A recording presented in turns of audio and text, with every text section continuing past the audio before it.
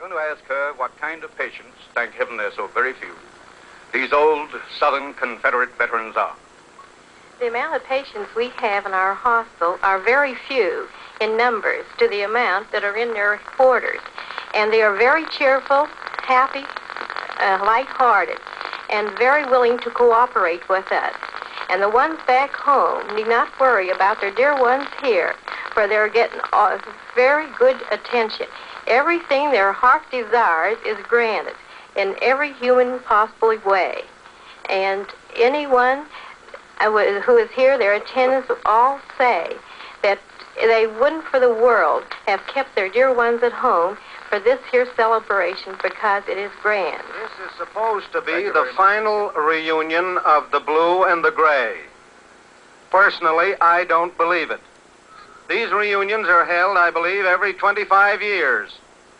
And no one can ever tell me after talking for 2 days and the greater part of 2 nights to these incredibly vital old gentlemen that most of them won't be on hand 25 years hence to have another reunion.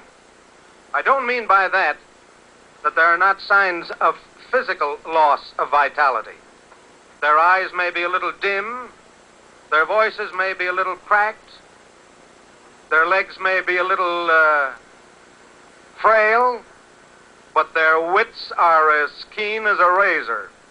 I have never encountered such indomitable thirst for laughs as these elderly gentlemen have displayed. And if you don't give them a laugh, they provide you with one.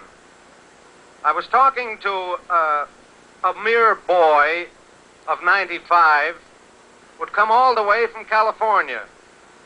I said, did you have a pleasant trip, sir? He said, I did. He said, I was the only Confederate on a train with 12 Yankees. I said, how did they treat you? He said, fine. They had to. They was a scared of me. The same group, one of these, another callow youth of 92, said to me, son, what part of the country do you come from? I said, I come, sir, from Connecticut. He says, how do you find your home state?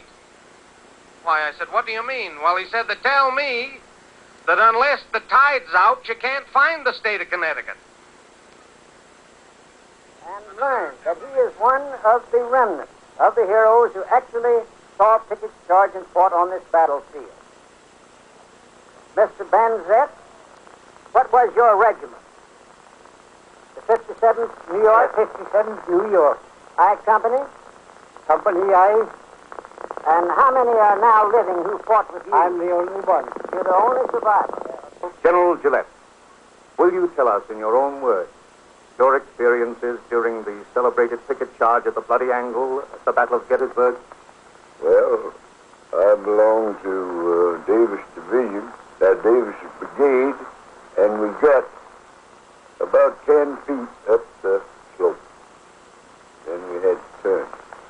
Those that were living had to turn. What do you mean by turn? Run like hell. You don't mean to say, General Gillette, that soldiers run? If one tells you he didn't, he's telling you a damn lie. Oh, General, maybe he was mistaken, but not quite that harsh language. Thank you very much, General Gillette. We arrived in Gettysburg today. And so we bring to a close the retreat of the blue and the gray. And with the nation we join in saying to these veterans of old, pleasant dreams. And now, as we bid you good evening, friends, let us remind you that this is only the first of a series of programs commemorating the 75th anniversary of the Battle of Gettysburg.